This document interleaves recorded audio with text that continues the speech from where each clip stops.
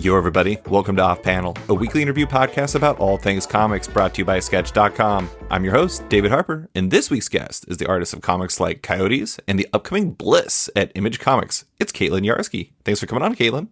Well, thanks so much for having me.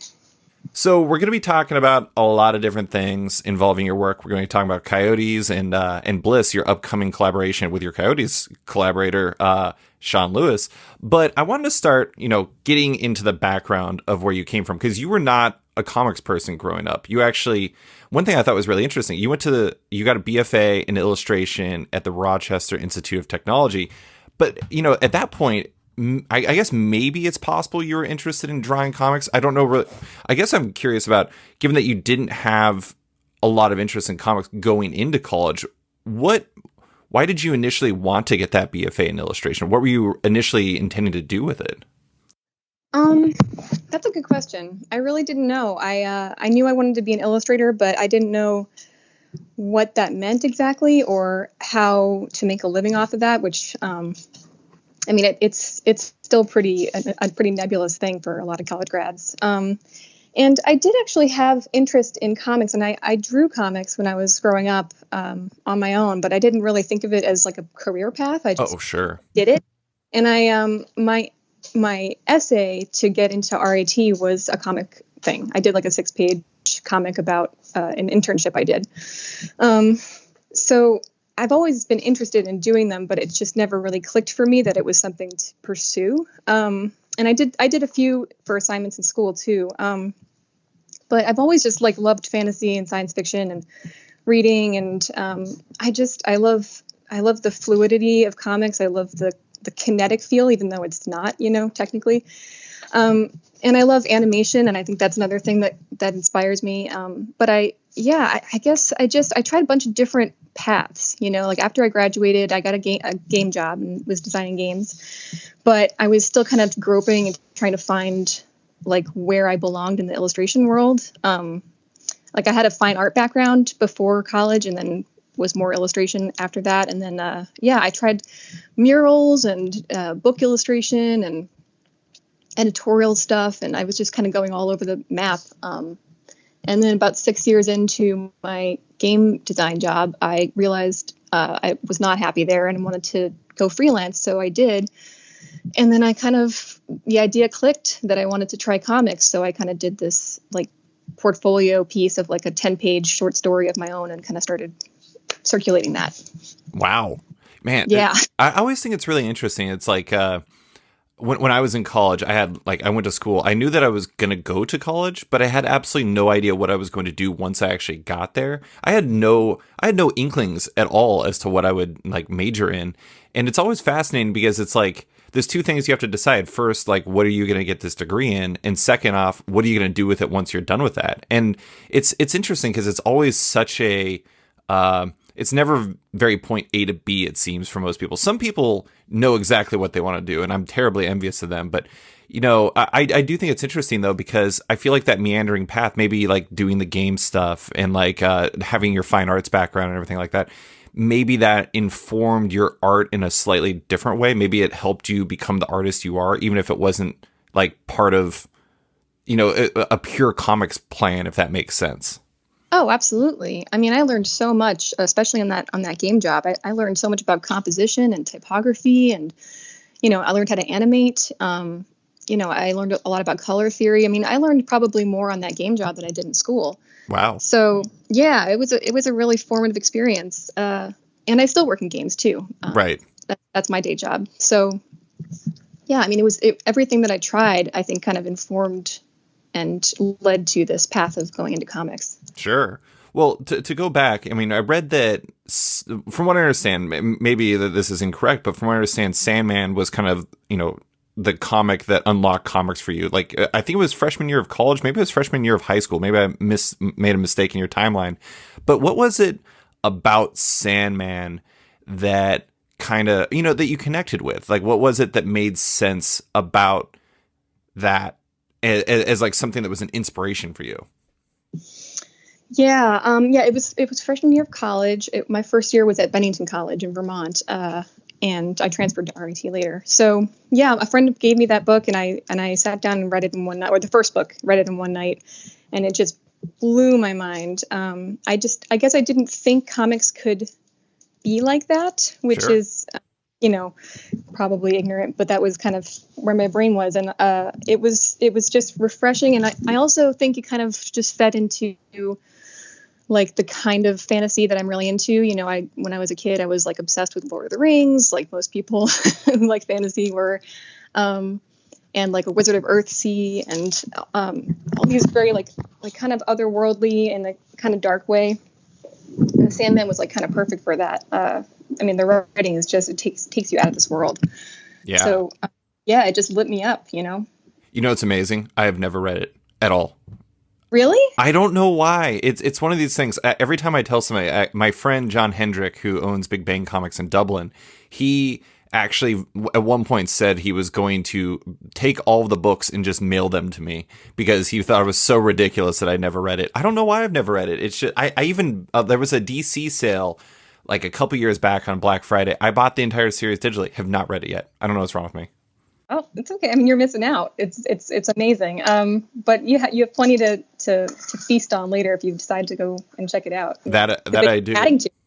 Yeah. Well, one of the things you said there, I do think it's interesting. It's like, I think everyone has that moment that you don't like. You find this comic that makes you realize what comics are capable of. Because I think a lot of times, you think of superheroes, you think of Marvel and DC, and that's really what it is. But I remember when I was a kid, my brother and I recounted this story because I just had him on my podcast, but we found Jeff Smith's bone.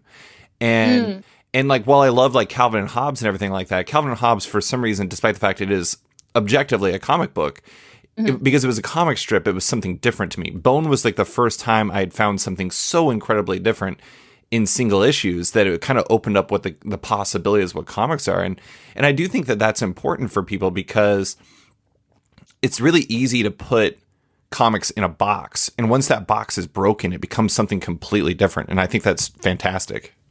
Yeah, absolutely. I definitely thought for a long time that it was just that corner. It was just superheroes, and also that it was so dense that I would never know where to start or how to, I still even get, kind of intimidated by that, like not sure where to start with certain arcs or anything like that. I'm kind of educating myself in the superhero canon right now, and it's overwhelming. It definitely can be. I remember the first comic I bought myself that was, I got this Uncanny X-Men issue. I think it was 294, and I bought it because it was in a poly bag and because it had a trading card in it, and I really love trading cards. And I was like, I want that card. The comic is kind of secondary. And I remember trying to reading that X-Men comic, and like every single thing that happened on the page was completely unidentifiable. Like, even though I read or watched like the X-Men the animated series, it was just so convoluted. I loved it, and I loved trying to find out those answers, and that was part of it. But at the same time, it's like, it's really overwhelming. Yeah, it's a lot. And then there's like, like multiverse stuff and oh boy, runs that start over. Yeah, it's like a whole thing. But so I think growing up was mostly that, and and I also I was more into like the indie stuff. I loved Mouse and Persepolis, and so only in the last decade or so have I been checking out more things like Saga and sure, Low and Tank Girl and Hellboy and all that stuff. Do you find that, like, particularly, now that I think of it, from what I have seen from Sandman, I feel like some of the story flow stuff that I come across in like Coyotes and Bliss and everything like that, it I don't want to say it owes anything to that, but it feels like, I don't know, there's like a dreaminess to your storytelling. It's kind of like a nonsense phrase, perhaps, that doesn't mean anything to you, but there's just like there's almost like a story or like a storybook type feel to some of the ways you approach a story. Do you feel like part of, like, maybe that's part of where your love of Sandman is manifested in your work, is that atypical flow that you bring to the stories? I don't mean atypical in a bad way. I want to note, like, it's fantastic. Yeah, I think that's definitely, it definitely owes to that. It's like Sandman is a big influence, but I think also just movies that I grew up with. I like Terry Gilliam movies. Oh, sure. Brian Froud and Alan Lee did this book called Fairies when I was a little kid that my stepmom gave me, and it's amazing. It's like this like kind of encyclopedia of like fairy mythology, and it's really dark and disturbing and awesome. And Brian Froud ended up doing the art direction for Labyrinth and The Dark Crystal, and that's very much like in my wheelhouse of this like kind of eerie dream world kind of thing. Sure. Yeah. So. Yeah, a lot of my inspiration comes from like movies and animated films. So speaking of, Dark Crystal and Labyrinth, I did think it was really interesting. I want to ask some of the specific things that came before comics. You interned at Jim Henson Company, which I think is pretty incredible. Was that just like something that you wanted to experience just because it was Jim Henson Company and they were such a notable outfit, or was like getting into something like that was that something that you specifically pursued just because you had a lot of love for Jim Henson Company? Yeah, I mean, I love Jim Henson Company, and I was looking for an internship, and I found their site and everything, and it was an awesome experience just going and being there. I didn't get to do anything very cool. I was mostly archiving, but it was just great to like I got to see the creature shop and talk to people who work there and hear stories and it was amazing. Do you feel like I was thinking about your experiences before comics, where you interned at Jim Henson Company and you worked in game design, mostly in like mobile and online gaming. I think all that stuff is really interesting, but part of I think the difficulty for people sometimes is you're just kind of a cog in a machine. Like you said, you didn't do anything really interesting at Jim Henson Company versus comics where, you are like not taking it. Your first projects, you're just jumping in and doing line art, colors, letters, everything. Like you have so much control in comics versus that. Is that one of the appeal to comics for you as a creator, is that you get to have that higher level of control and that you get to bring this story to life in exactly the way you want it to? That's exactly the biggest thing that I love about it. Yeah, it's so much freedom, so much creative freedom, and that's a very lacking thing in a lot of other fields that involve illustration. In game design, especially there, a lot of the time, you're emulating the style of whatever show you're basing the game off of, or somebody else's art direction, or which is fine, but it's like just adjacent to what you want to be doing, Yeah. So yeah, I mean, I feel it's very fulfilling to have a project that you can completely control, and not completely. I mean, you have a partner that you work with who's writing the story and everything, but even that. I mean, Sean doesn't give me panel suggestions or anything. He just sends me a script, which I didn't know was like kind of atypical, but sure. It's pretty amazing. And I don't know if I could work any other way at this point. I mean, I really love like having the ability to just go nuts and, lay out things however I'm coming up with them at the moment. And I don't think he's ever even given any suggestions otherwise. Like if I send him a page, he's not like, maybe it should go this way. He just goes with it. So I feel really, really lucky about that. You have had a pretty amazing start to your comics career when you think about like that freedom aspect, because you did the changeable Harper Finn, which was kind of like your first foray into comics, right? Mm-hmm. And so that was just you writing and drawing, and then you did Coyotes, and then you did, and you're doing Bliss, but you also did your Buffy story, The Sisters of Angelus, and that was when you wrote and drew. And while I imagine there was some level of oversight with that because of maybe there wasn't. I mean, with it being within a licensed property, at the same time, everything you were coming up with was your own ideas, so there's nothing to oversee, I guess. Yeah. They didn't really give, I mean, it was like, right, come up with some ideas for any Slayer in any time, anywhere. So I was like, oh my God, yes. And I came up with like, 20 ideas, like a lot of ideas. And I was just like, oh my God, I could do this forever. And I sent them like 3 or 4, and they picked one that they liked. Sure. And then I just went ahead and wrote it, and I gave them the script, and they gave some suggestions for like, I'm not sure if this ties in well here, but but it was very minimal, honestly. So it was another thing that was just like shocking how much creative freedom I had. And and they're, you know, Boom was really, really great to work with. I mean, they were just a pleasure. So Yeah, I mean, it is that's what I was kind of getting at though, is just the fact that you've come in and you've been kind of like do your thing right from the start, which is pretty incredible because I know a lot of times, you know, I don't, have you ever seen like a script from Alan Moore? no, but I've heard. It's like insane. It's like you're the like one page in comic is somehow like 2 pages in script because there's just so much description. I mean, maybe even more than that.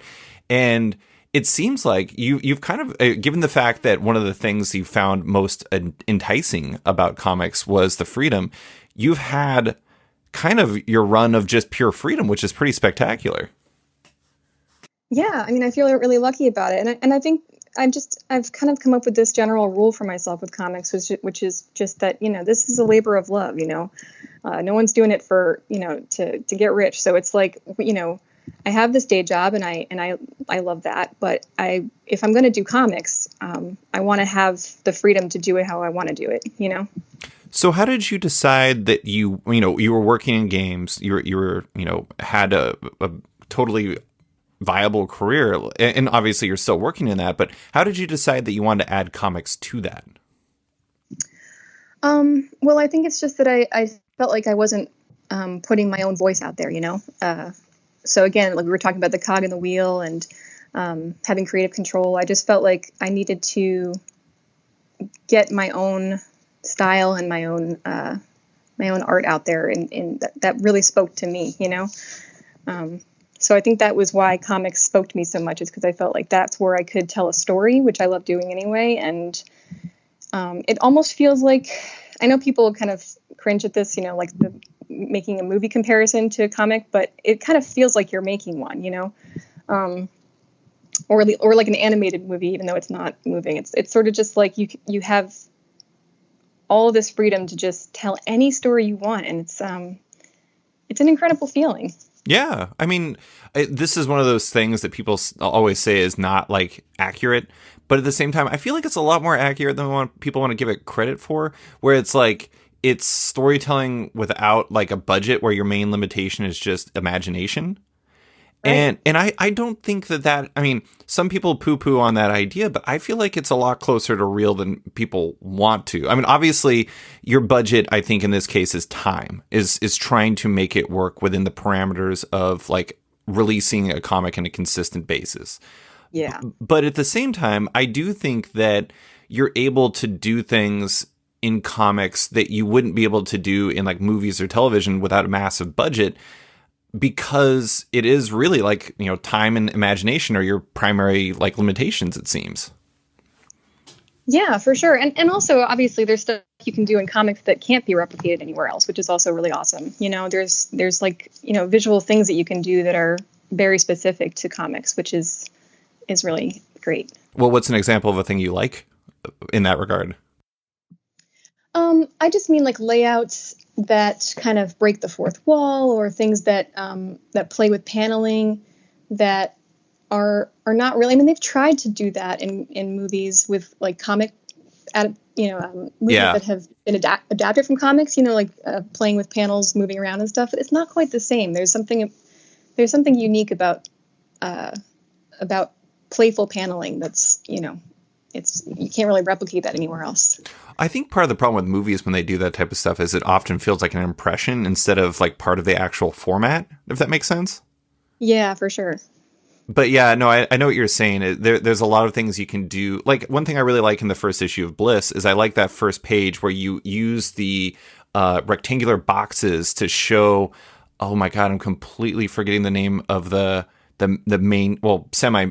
Benton, yeah, Benton, when he's diving off the cliff, and you're showcasing his path using those boxes. And while it's not like it's the type of thing that would work without those, like I love that touch, and that was something that wouldn't necessarily make sense in like a different visual medium, but it makes perfect sense in comics. Right, it doesn't really translate. Yeah. Well, you know, you were talking about how you wanted to represent your own style and represent your own storytelling in a medium like comics because it was something you could actually do it in. I am curious as to was there a period where you were after working in games where, I know you've done things for like SpongeBob SquarePants and things like that, where you're representing somebody else's style, was there a bit of a learning curve to not just the storytelling, but also to figuring out who you wanted to be visually as an artist? Oh, yeah. I mean, I still think I'm figuring that out, I think it's kind of an ongoing process for me anyway. I don't know how other people do it, but, I'm constantly trying to grow and learn new things. And, whenever I find a new artist, they start to influence the way I'm drawing. And, I think finding your voice is hard, but I think it's, I don't know if you ever really find it. I mean, maybe some people do. I guess I just haven't really found I don't think I'm confident that I've found it yet, but I don't know if that's something to like aspire to, or whether it's just something to keep working at. Yeah. I mean, I think that you're always, especially if it seems like you're a person who likes to keep broadening your horizons and continuing to learn and everything like that. And it's hard for things to not like influence your work. Like if I was going to pick two artists, one I know, you mentioned Saga earlier, like Fiona Staples feels like somebody that I can see a little bit in your work. There's like parts of Fiona there, but somebody else, I have no idea if you were a fan of him, but there's like I can see some like Eric Powell. Do you know who Eric Powell is? I don't think so. He does this comic called The Goon, and there's like some of he has maybe it's more because you both have interest in animation, and like maybe that's a style influence in there, but he definitely has like his character acting feels like it has roots in animation to a certain degree, and like I see both of those in there. But I think part of the thing is there's two things in comics in terms of style that make it hard to really, for most, to pin down to one specific style. First, it's you're human, you're always going to be learning things, and second, every story asks for different things. And if you did Bliss in the exact same way as Coyotes, it wouldn't necessarily make sense, if that makes sense.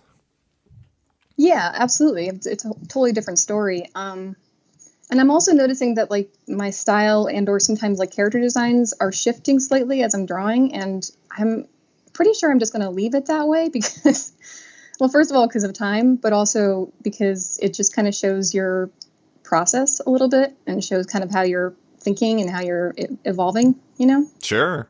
Do you look back on your art? Like, I know some artists have a problem doing that, but is that something you kind of ever look at and just see how you've been evolving yourself?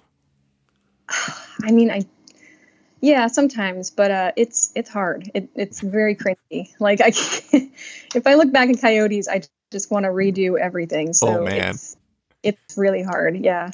The funny thing is as I was looking through all of your work, it's interesting because I can almost see steps in your work, like going from like the changeable Harper Finn to Bliss. It is like you can see it, and I don't mean that in like a like it was bad sort of way, but it's just like it's almost like you're figuring things out on the page. Yeah. Yeah. I mean, I just, this is all pretty new for me still. I think 5 years ago is when I started. That's so wild. Yeah. So like I'm kind of learning as I go, and it's, so I think, yeah, it's probably pretty evident for people like you who like you've spent your whole life reading comics. You can kind of pick up like what I'm trying and what I'm like learning as I'm going. Is there anything you look to when you were first trying to figure out your voice? Is there like, I don't know, books you read, artists you kind of studied, or was it really just drawing and trying to figure out what you wanted to do?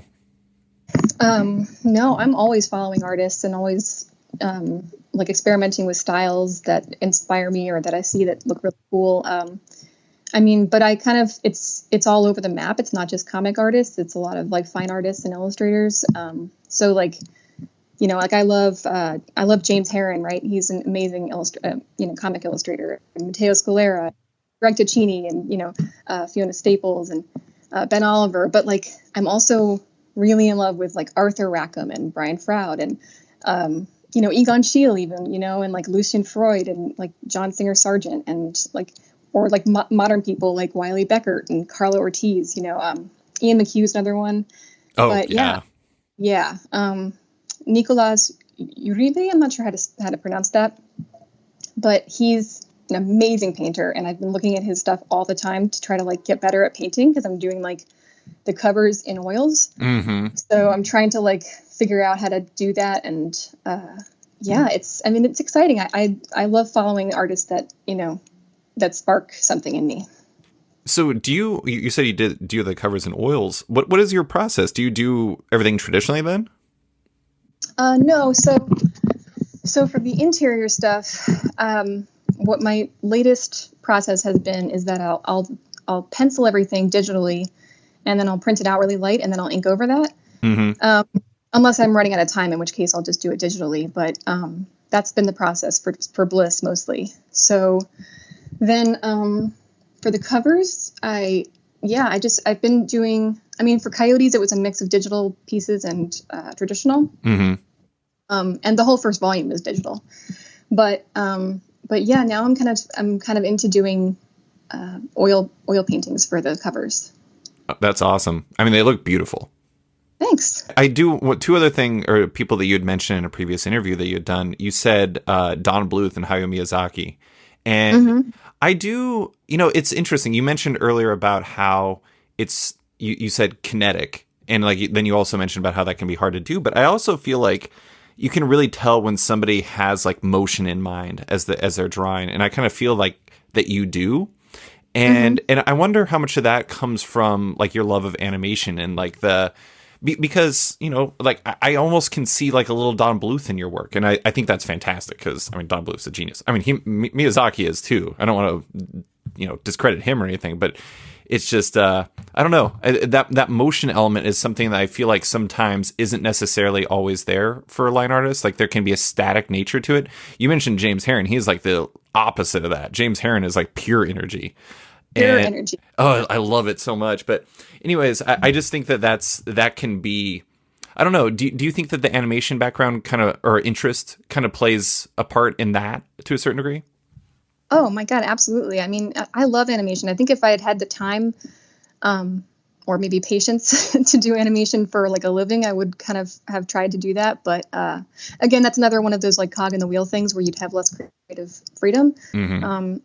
I really love when I'm doing animation for game stuff. It's really fun. And when you're doing like, in school, in art school, they teach you gesture drawing, which is kind of like that. They teach you about just getting the energy and the line of action in a character. And I think I took that to heart, and I really like to get that as much of the motion in there as possible. I still think I'm not quite there, but I'm trying to make things feel like they're alive on the page.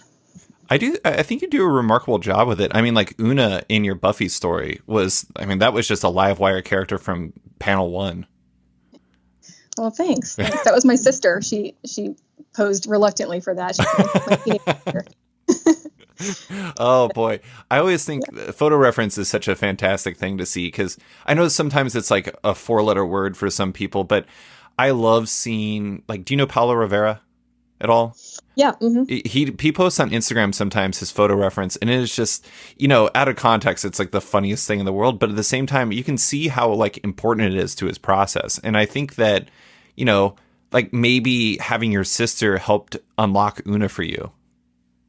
Oh my God, absolutely. I mean, it's imperative to get like good photo reference. I mean, I don't think it's a 4-letter word at all. I think that people sometimes think of it that way because they misunderstand the use of it. Like they think it's just tracing, copying or tracing. Yeah, which I don't mind that.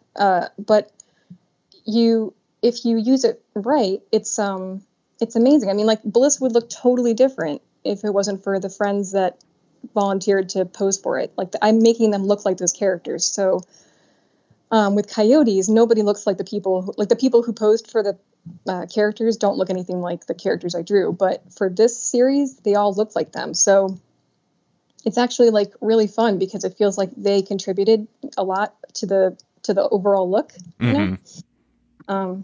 That's got to be exciting for them too. I honestly I've been in a comic like 2 or 3 times before, and it's always really funny to like see yourself in there. Like you just kind of love it. I own actually 2 of the pages that I was on, but it's just such a fun thing.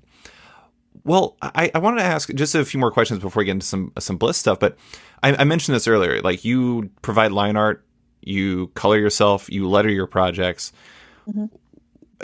Why did you decide to do that? Is that tied to like the wanting the control, like and making sure that everything ties together? Or is it something else? It's a little bit of both. Actually, the first time I worked with a letterer was Jim Campbell. He lettered Buffy. Yeah. So yeah, I mean, I guess part of it is the control.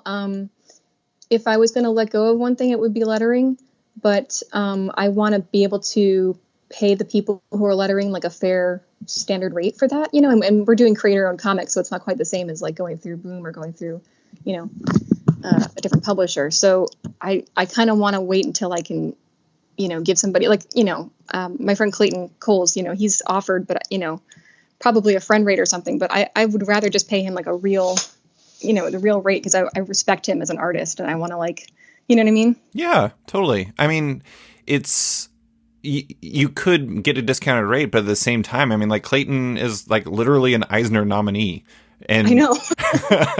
actually Jim is too. Good for you. Apparently, you have some good lettering partners or potential partners. Well, yeah, I mean, and it makes sense that would be the one that you'd want to let go of, because I imagine for you that line art and color is kind of, I mean, for a lot of people who do both, it's very inseparable. It's like trying to separate those things. If you took color away, it would affect your line art process. And if you took the line art away, it would affect your coloring process. And it's interesting how those can be a little bit more difficult to disentangle, even though some people might just think, oh, you just don't color it. Yeah. No, I definitely think that the colors inform so much of the story that I'm not sure how I would be able to delegate that. Although I'm sure that there's a couple people I would, that I could think of off the top. I mean, I'm sure that, yeah, like if I could, I would definitely give the colors to a couple people that I can think of. But like, yeah, it's just, it does feel kind of inextricable. It feels like it's part of the story just as much as the line art is.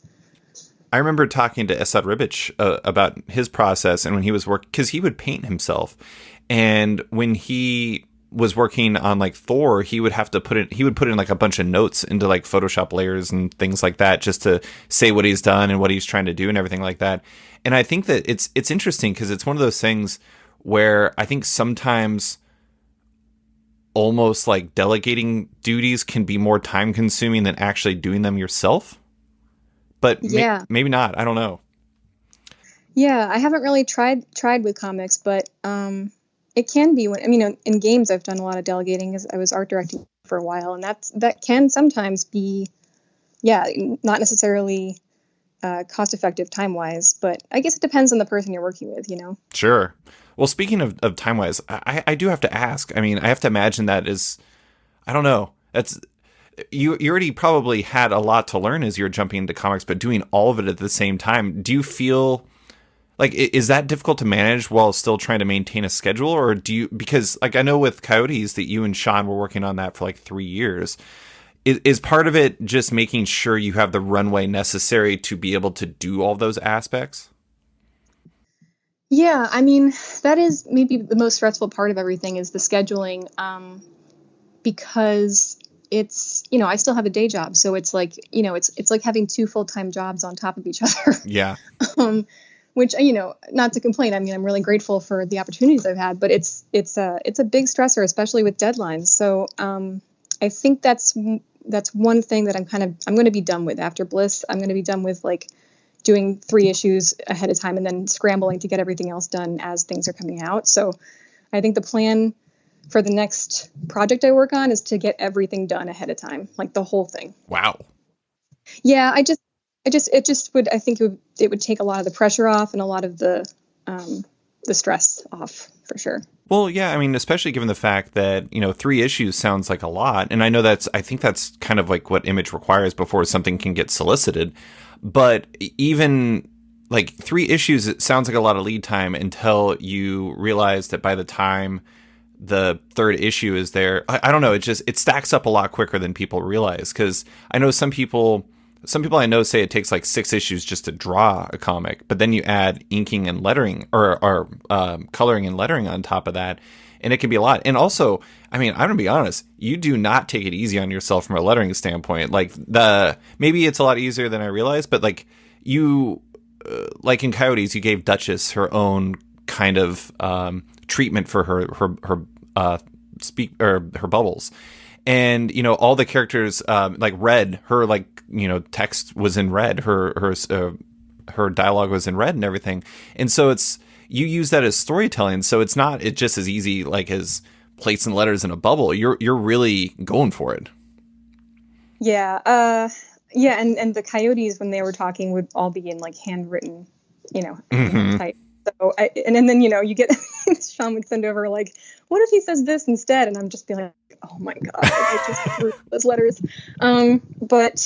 Yeah, I think I've learned to kind of dial it back a little bit. I mean, I don't want to, but for like Bliss, for example, there's not really that much variation in the speech bubbles. I think for like the only ones that are different are like the gods. They have these kind of drippy, sure, looks, but yeah, I'm kind of trying to keep that a little bit dialed back so I don't drive myself crazy.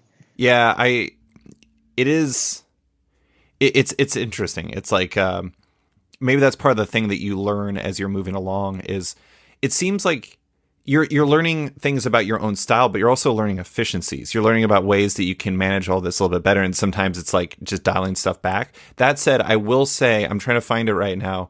In Coyotes Volume 2, there was this one part where it's like the handwritten, where like you actually wrote it into the mouth of one of the coyotes, and it was like, if you had done it any other way, it would have been like 10% as cool, but it was so badass the way you did it. It was just like, had his mouth wide open and he was like yelling this at a person. I don't know. As soon as I saw it, I was like, oh, there it is. It says, and the truth comes out, always better to be a god than an equal. And it was like scary as hell the way you did it. I loved it. It was great. Oh, thank you. And now a quick word from our sponsor. You might know Rico Renzi as one of the best colorists in comics, having colored titles like The Unbeatable Squirrel Girl, Sea of Stars, Spider-Gwen, and more. But did you know that Renzi is also a designer of amazing merch at NoLongerMint.com? At No Longer Mint, you can find stickers, shirts, books, and more, all with incredibly fun and funny designs by Renzi himself. I'm a huge fan of the clothes at No Longer Mint, particularly his hilarious Garfield Kraven the Hunter mashup that has to be seen to be believed. Interested in some new, incredible comics-related merch? Visit NoLongerMint.com and get some from the best in the business in Rico Renzi. Visit No Longer Mint and order today. And now, back to the show. Well, let's talk about Bliss. It's your upcoming project with your Coyotes collaborator, Sean Lewis. It's an 8-issue series about, and I'm going to do the whole solicit. There's a drug called Bliss wiping away memories in Feral City. A good-hearted young man, overwhelmed by a deathly sick child and distraught wife, makes a deal to become the personal hitman to 3 gods, killing those in their way and sending memories down the river of oblivion in exchange for his family's well-being. Breaking Bad meets Neil Gaiman's Sandman in an urban fantasy unlike anything you've ever seen. I've read the first issue. It's great. You and Sean worked together in Coyotes. Like, what was the origin of this story? Was it basically you finished Coyotes and you guys were like, what's next? Or how did it come together? Yeah, that was basically it. We finished Coyotes and then we were like, well, what are we going to do next? And we kind of bounced ideas back and forth for months. Until we landed on this kind of basic premise of like a city where people are taking a drug to forget the bad things that they've done, and kind of went off running from there. So yeah, we just wanted to do another project together, and I'm grateful that I get to have a lot of input in the story.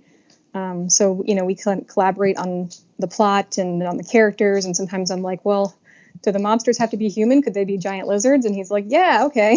So, like, it's just, yeah, it's a really awesome collaboration. Sean's like really, really open to other ideas, and yeah, he's great to work with. So how's it different than the way that you two worked on Coyotes? Is it you're a little bit more invested and maybe visible in the larger story, or is it pretty similar? Yeah, no, I would say I definitely have more fingers in the story, more of a say in what's going on, and you know, how the story is shaped and everything. But we kind of just basically come to agreements together. Like, you know, he'll write the script and then I'll be like, I'll make suggestions about something, or I'll ask a question and say, does this make sense? Or, you know, I guess that's sort of an editor kind of a job. Sure. Since we don't really have one, that's kind of the mantle I'm taking up there. But yeah, it feels great because we get to kind of agree on a direction, and then it kind of feels more like our shared project rather than me working for him. It's like us, working together on something. Yeah, I mean, and that's the interesting thing about being a two-person team is like you are each other's checks and balances. You're the ones who are making sure that the story is the best version it can be directly. Yeah, for sure. We have to keep each other accountable and try to make sure that, we're pacing things the way we want to. And yeah. It seems like you guys really trust each other as storytellers, just from that Coyotes experience, that you realize that you're very complementary and that you can bring the best out of each other. And I think that's pretty amazing. I always love seeing, I think a lot of the best comics come from people who develop these types of long-term partnerships. And I'm not saying you guys are going to be working together for like 40 years or something like that, but just being able to, each additional project you add on top of it, you like figure each other out a little bit better, and maybe you trust each other more to do certain things. And I think that helps a lot. Yeah. I mean, I feel really lucky that this was like my first collaborator, and the first series, that I got to be part of that was published was with Sean. And, he's just, I really hit the jackpot when it came to partnership. So what do you feel like you learned from Coyotes that you're taking into this and like maybe doing a little bit differently, or maybe it's maybe not even so much as differently, but like refining processes you had before? Do you feel like that's really coming into Bliss to a certain degree? Yeah, I mean, Coyotes was my first project, and it was my first published project. And it was, the whole thing was one giant learning experience, So I feel like everything I've learned about comics came from going through Coyotes and learning on the job. Yeah. So it's, and especially like you were talking about efficiency, that's the one thing that I still struggle with, but I'm getting better at slowly. I mean, I'm obviously making it hard for myself by doing inking with ink, but it's, at least I have like, ways to make it a little bit easier. Like I've been doing pencils digitally, and that makes it a little bit less scary for me to do inking, because then I can kind of go back and reprint it if I don't like how it's turning out, or whatever. So, yeah, I think I'm just learning ways to make this a little bit less hard on myself, and learning ways to do photo shoots. I mean, I'm actually doing like remote photo shoots right now because I can't go back. So all my friends that are, in the comic are upstate in Rochester, and I'm in New York City. So I can't really go up there right now during the pandemic. So they're going to be posing Oh my from God. Zoom. So I'll be taking like screenshots from Zoom and then just like looking at that while I'm drawing them. So I don't know how it's going to work, or if it's going to work, but so. I love that. That is something I had not even thought of. I mean, I guess there's always the possibility that maybe you could start doing your own ones where you are your own like photo reference subject. But at the same time, I love the fact that you're having Zoom sessions where you're directing your friends to do random poses so you can help that with so they can help with your art. That's something I never even thought of about the pandemic. Yeah, it was actually something I've been worrying about for a while, until I think my dad even mentioned it, because I was like, I'm going to go up to Rochester and we're going to do like the social distance, reference thing. And he's like, why don't you just do like Zoom or something? I was like, oh. So, but sometimes I do my own reference. Like I did a Firefly cover recently of Kaylee, and I kind of had to pose as her on my cabinet in my room. So like, was she like perched or something? Yeah, she was like on top of this pile of like robot things and fixing a robot head. So I was holding like a tea kettle. But yeah, so like when it comes to female characters, sometimes I can get away with doing my own reference if I know the pose that I want. Sure. But when it comes to like male characters, like Benton, like that guy's just he's something I can't really make up. So Sure. Well, you mentioned this already, like several times, like you do the inking traditionally. Why? I'm always interested in specific things like that, as to why that step in specific is traditional. Why is that? Why do you decide to ink traditionally when everything else is digital? Yeah. Well, I mean, part of it is having like the archival, finished product that you can have. It's a tangible thing, which is nice. It's sellable. I mean, I don't really sell them very much, or sometimes I've auctioned off pieces for like the, for pandemic stuff. But Yeah, I think I really like having a final piece that's like an original piece of art. Um, part of it's stupid. I think part of it's like a little bit of a pride thing. Like I want to be able to prove myself in like inking because like I started off traditionally. Like I started off my art education with oils and acrylics and charcoal. So I think I kind of wanted to be like, prove myself somehow in the comic world. But like, I don't even know how worth it that is exactly. Like I keep waffling back and forth between like, is this worth doing and like, breaking your back over. Because not that it's like easy to do digital inking, but just that it would be more efficient. Sure. Well, and I mean, it sounds like you have done digital inking as well.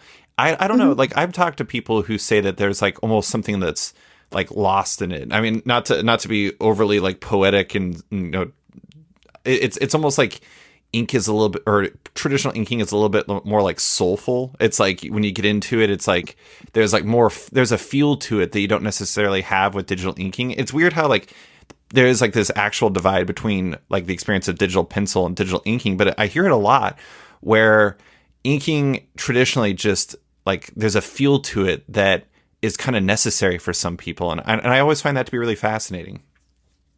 Yeah, I think about that a lot. I think that sometimes I think about, how digital is preferable because you can get exactly what you want. Like like there's no, you can play with that how, as much as you want for as long as you want and get it exactly, quote unquote perfect, right? But then even then it might be more static. It might have like lost in translation some of the pathos. I don't know if that's the right word for that you originally had in your sketches or in the idea. Mm-hmm. I'm not sure. I mean, I think that it depends, but yeah, I think about that a lot about whether you're like losing something by going digital. But I don't think you're losing a lot. I think it's like a very small amount, if anything. Yeah, I mean, it probably isn't, and sometimes it's like a mentality thing. I mean, it's like you were saying about how you want to prove that you can do this, and I think that there's a value there. Also, I do think that there's value in happy accidents, and happy accidents are something that doesn't happen perhaps as much digitally, just because it's easy to want to get everything perfect. And sometimes, like, I don't know, some of the most interesting things in art is like the imperfections. I have to admit, like, my wife and I have this like weird ongoing like fake feud. Like, she loves Mark Rothko and I love Jackson Pollock. And like Jackson Pollock is like a complete nonsense. Is the opposite. Exactly. It's like order versus chaos, which is funny because I'm like totally a creature of order. But at the same time, it's like, I don't know. I think sometimes like it's almost with inking, it's like you can almost feel emotion, like traditional inking, you can almost feel like the emotions in like the ink versus maybe digital. Maybe like that's kind of lost because you're in pursuit of something different. You're in pursuit of perfection. Yeah, that's really interesting. I think there's something to that for sure. Yeah. Sorry, I'm getting introspective about the inking. No, I mean, I think about this all the time. So it's interesting. Yeah. Well, I did want to ask about one of the characters in Bliss, and it's not even a character. I mean, it's Feral City itself. I love like the first establishing shot you have of Feral City, where you just see like it on in a weird way. It kind of reminds me of like mega cities in like Judge Dredd, where everything is stacked on top of each other, and there's things that are kind of jutting out and expanding these buildings and everything like that. So when it came to bringing Feral City to life, were you trying to evoke a certain feel with the city, like you wanted it to be very representative in this story, or was it inspired by real life? Kind of both. I mean, when I'm thinking up environments like that, I look up like hundreds of photos from all around the world and different things that catch my eye. And I'm really, I love like the architecture of the Far East, Sure. I spent about 4 months in Thailand a few years ago, and I was in Chiang Mai, and I just love the way those houses are just kind of stacked on top of each other, and the openness of the buildings, like however you can see right through them, and how plants kind of grow into them, and there's a lot of amazing concept art based on that kind of aesthetic, and so that's kind of what I was going for. I was going for sort of this like European, but also kind of Asian and also kind of like shanty town kind of vibe. Mm-hmm. And yeah, I was looking up a lot of different images to get that feeling. It kind of reminded me of like the in between step between today and where Blade Runner is, like where it's like there's like a little bit of that aspect, because I always find it really fascinating how futures are depicted in sci-fi movies, and it seems like there's often like a common trope is like the noodle the like varying like noodle places you can go to get food and everything like that. But I don't know why I kind of picked up that the Asian vibe to it. That's awesome. You lived in Chiang Mai for 4 months, by the way. I was there in 2011 for I think 15 days or something like that, and it was amazing. I was there for their for Songkran Festival. I don't know if you were there for that. The water festival. Oh my God! Did you participate in the large water fight? No, I got there like right after it. I didn't even know about it. It was the most wild experience I've ever had in my entire life. It was absolutely insane. I loved it. I mean, it was an entire nation getting into a water gun fight, which is as insane as it sounds. Yeah. But anyways, getting back to the comic, do you we talked about like what you learned from Coyotes. Like, do you feel like you are in a better position to tackle a story like this, both from like a craft standpoint, but also from knowing what to expect? Because this is another 8-issue story. Like, do you feel like you're properly armed and like you're like really excited to like, I don't know, show people what you can do after doing it once already? Yeah. Yeah, I definitely have a lot more confidence in knowing how to pace things, in all the kind of paneling tricks that I've learned, or being more adventurous with paneling, and just taking what inspires me from other artists and kind of seeing how that morphs into my style. And yeah, I feel like I have more tools now to tell the story, and I'm not flying as much by the seat of my pants. Sure. That makes sense. No, I mean, it totally does. I mean, it's until you do it, it's kind of theoretical, right? I mean, you did it before, with Harper Finn, but at the same time, it's like, I don't know. I was talking to Liana Kingus about this on the podcast recently, and we were talking about like the difference between doing an anthology versus doing like a full series. And it's just, in a lot of ways, it seems like they're completely different animals. Like doing Buffy versus doing Bliss is, I don't know. I mean, they're obviously the same general premise. You're making a comic, but they're also, because the length, I don't know. There's a lot of different things to it. Yeah, it was completely different experience. I mean, and also it was the first writing experience for me, so it was really scary. But I think I feel like, so I have a couple of friends who are trying to write their own stories, and I've been trying to write my own for a long time, like a long form comic, Sure, just on like a personal thing. And we talked about this, and I mentioned to my friend, I said, what if you just tried doing 10 pages? Because literally, that was such a great experience for me. It forced me to just eschew everything that was not necessary. Mm-hmm. And I had a lot of stuff in there that I was like overwriting or writing too much, trying to like world build too much. Sure. So doing it was a unique challenge to do a 10-page story where you had to like build up characters that you cared about for a few pages, and then they die. Like, it's just the whole thing. So like, it made me like really figure out like what's important to the story, what do we need to show, what kind of Easter eggs can we have in there, like, and how do we do it without making it feel crowded. And I think that was like, it was a really important experience for me. Yeah, I mean, I do also like, I read in an interview that you did with Wendy Brown from Women Write About Comics that you love Irish folklore and mythology. And I do like that you set, the Sisters of Angelus in Dublin. It seems like that's like, I don't know. I mean, I think that one thing I really liked about that Sisters of Angelus story is it felt like you were able to put it in enough like familiar trappings that you were able to just focus on character. And I'm a very character based like reader. I really like, if I can connect with characters, you do it. But like Una, just from the jump, just felt like somebody that I totally got, and I love that. Also, Graham was hilarious. Like the sunburn thing inside after only being apart for 20 minutes was just fantastic. But anyways, like, but I do think that that's something you can learn a lot from is, I think for some artists, I've talked to artists where like sometimes you can overwrite. You have a tendency of trying to do too much in like a small story like that, and you're having to learn how to strip it down and focus on the story and trying to build something compelling in a smaller space. And that's a completely different and exciting challenge, I think, in of itself. Yeah, but I think it can also apply to longer form stuff. I think it can teach you ways to not overwrite when you're thinking about doing a bigger story. So I hope that it translates when I work on my own story in the future. Yeah, I do. I've talked to people too who suggest that like it's better to start with a short story so you can figure things out for yourself before jumping into like a magnum opus, as appealing as the magnum opus might be. Yeah, I think it's like everybody has this big mythos idea that they want to go for, and I've been stuck on one for like 7 years or something. So like it was so big, it was way too big for like a first thing. Mm-hmm. So definitely agree with that.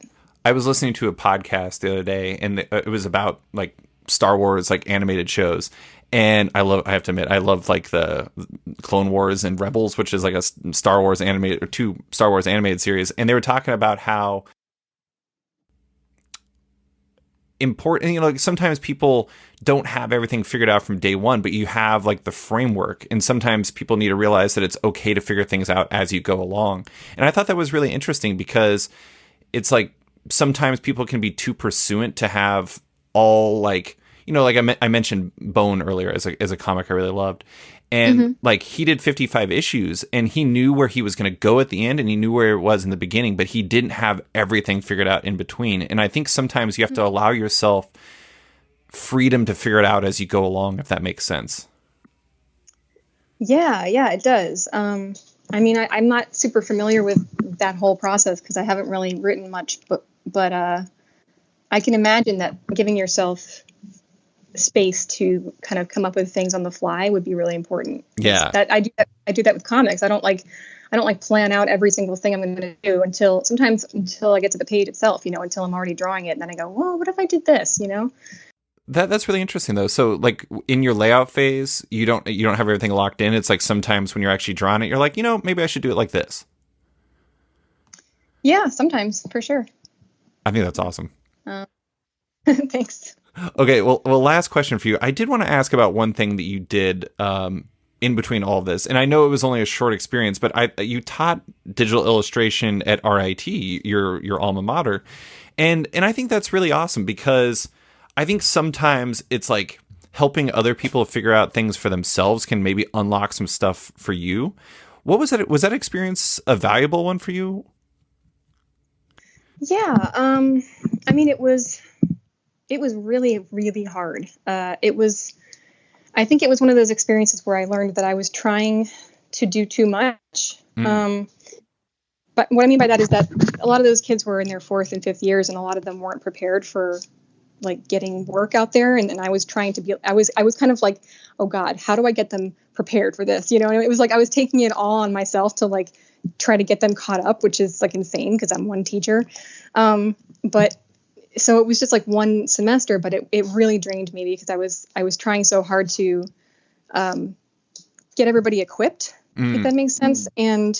But at the same time, it was really rewarding in the students that really were listening and really got what I was talking about. And also I felt like I have a little bit of bitterness about spending all the money I did on college, and which I'm sure a lot of people do. Especially, it's art school, and I feel like I just, I'm still paying my student loans off 12 years later, and I'm going to be paying them off for the next decade. So it's like, I think I kind of wanted to get them prepared because I felt like they needed to get their money's worth, if that makes any sense. Almost like, yeah, I mean, this might sound a little bit better, but almost like when a parent who didn't have great parents wants to be a better parent to their kid. Like I kind of wanted to like get these kids like caught up the way I didn't feel like I was at RIT. Like I loved RIT, don't get me wrong, but I didn't feel prepared. And I didn't have a skill set to really get a job. I think I kind of just fell into the job that I got, and I was really lucky because it was a brand new company at the time. And I was able to like learn all this stuff as I went.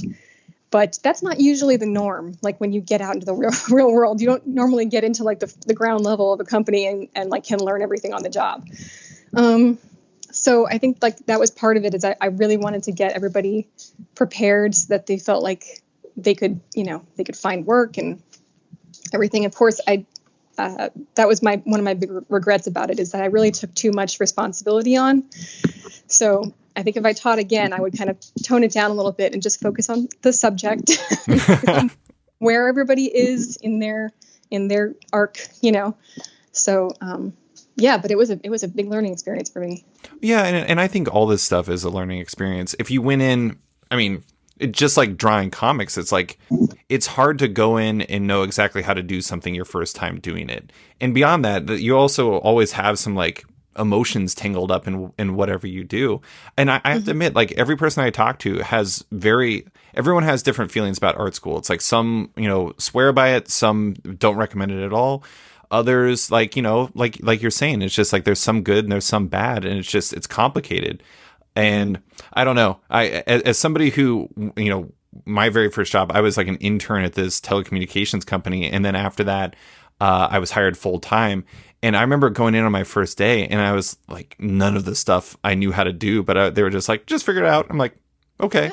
I think sometimes that's like almost the bet. Like this shouldn't be the best way to learn, but sometimes it's the best way to learn, because it's like once you teach yourself something, you really get it, if that makes sense.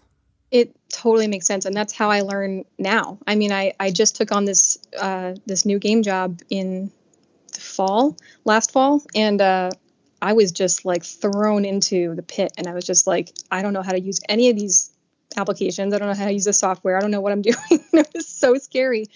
But from all my previous jobs, it taught me how to teach myself how to do stuff, So I kind of had to take the reins and learn on the job, which was again scary, but it's an important skill set, I think, to learn how to learn on your own. Yeah. I mean, especially in comics. I mean, you went in there, and I mean, did you have any any background with any of those processes going into it? I mean, obviously you could draw, but it's like you're figuring out how to storytell. Maybe not figuring out how to storytell, but you're figuring out how to do all these different aspects, how to do the best processes, how to letter.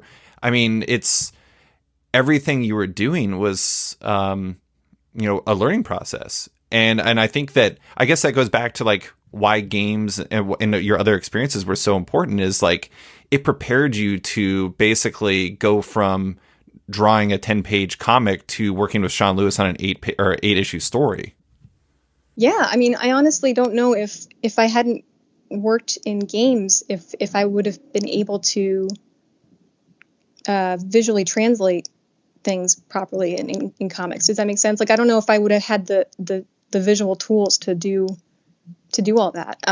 I think that games, I wore so many hats, from like, again, like typography and character design to animation and UI design and, all that stuff. And I think those all completely informed the comic process. Yeah. And I think lettering was probably the biggest hurdle for me, honestly, or one of the biggest hurdles. Cause I don't know if you looked at Harper Finn stuff, but it's painfully bad lettering. So that was like a whole art form that I'm still kind of learning. I've often found that the best way to get better at something is to be really bad at it temporarily. To do nothing but that. Yeah. And do nothing but that, you said? Yeah. To like just focus on that thing. Yeah. I mean, it's like, sometimes I remember when I've talked to artists about this, but when I was a kid, I wanted to be a comic artist so bad. And I would like study like Wizard magazine and like read like these columns about like how to be a better artist. And I'd read how to draw comics the Marvel way. And like there was like simple things I could never figure out, but I never really like some people have told me, they're just like, well, I mean, you never really figured out if you wanted to, if you would have been good enough. I just was convinced that I wasn't actually good at it. But sometimes it's like you just have to sit down and be like, how do I do this? And then you do it. Yeah, it's like translating your desire to do that with like the practical steps. Like I do this, and then I do this, and then I do this, and that teaches you how to do this. Like it's a weird breakdown method that you have to figure out. It's a lot easier if I just tell myself that you guys are all magical, and that's the reason why you're really good at it. Yeah, that works. Anyways, well, Caitlin, that is all I have for you. Thank you so much for coming on to talk about Bliss and Coyotes and your art and everything else. I appreciate you taking the time. It was such an honor. Thank you so much. Thanks for listening to this week's episode of Off Panel with artist Caitlin Yarsky. You can find her on Twitter, Instagram, and her website. As a heads up, Off Panel is once again brought to you by Sketch.com. Check out the site and consider subscribing for access to all the site's content and its members-only forum. If you're a fan of Off Panel, make sure to check it out on Patreon. If you back the show on there, you not only support it, but you get early access to each week's podcast, access to weekly content, and more. Also, don't forget to subscribe to Off Panel on iTunes or Spotify and give the show a rating or review while you're at it. You can find Off Panel and Sketched on social media by liking it on Facebook at /Sketched, that's SKTCHD, following it on Twitter at @SketchComic, or following me at @SliceFriedGold. Big thanks to all my existing patrons, including Scotty Young, Susanna Polo, Jeff Weira, Reed Hinckley Barnes, Mario Tiambang, AbductedTheComic.com, Andrew Carita, Matt Mahoney, Charlie Chu, Stephen Hall, Dan Lee, Cameron Trader, Pensacola Pop Comics, Kim Eslin, Philip Mara, Christian Shelton, Kenny Porter, Chris Pachalo, Torrin Grunbeck, Fuzz Bubbles, Christopher Todd, Transmitter Down, Harry Sayer, Waltz Comics and Books, Carl Mizell, Danny Ollie, Paul Slate, Akil Wilson, Alex Dimitriopoulos, Terry Dodson, Troy Jeffrey Allen, Leon Kangas, Keegan Ray, Milton Lawson, Wesley Gibbs, Sean Kirkham, Harry Small, Alistair Ross, Julio Anta, Brett A. Schmidt, Jason Goodmanson, Paul Ryanwan, Vita Ayala, Aditya Bidikar, Tara Ferguson, Dave Slusher, Devin Q Comics, Akil Kokachi, Phil White, Sean Pinello, Ken Heidelman, Philip Seavey, Al Ewing, Ryan Alcock, Nick Michelin, David Kelly, Robert Wilson IV, Nick Polito, Owen McCree, Brendan Fletcher, Gary Maloney, Jonathan Nilsson, Matthew Groom, Jason Massey, Adam Bogart, Xavier Files, Matthew Taylor, Tyler Turner, Nick Patera, Jacob Sorelli, Ford Gilmore, David Brody, Ira James Udaskin, Nick Hall, Bjorn Basin, John Hendricks, Steve Anderson, Ian Maxwell, Cliff Chang, Benjamin Schiffer, Cole McMahon, Chris Palmer, Scott McGovern, Nathan Fairbairn, Kat McKenzie, Greg Rucka, Adam Highfield, Fiona Staples, Chris O'Halloran, Mark Abnett, Mike Murphy, Michael Shirley, Tom Barnett, Jim Demonakos, Norbert, Nick Lowe, James Kaplan, and Mission Comics Star in San Francisco. You guys are all the best. Quick thanks to Upright T-Rex Music, who wrote and performed Off Panel's theme song just for the show. Check out their music on Spotify because it's completely delightful. Thanks for listening, and tune in next week for another episode.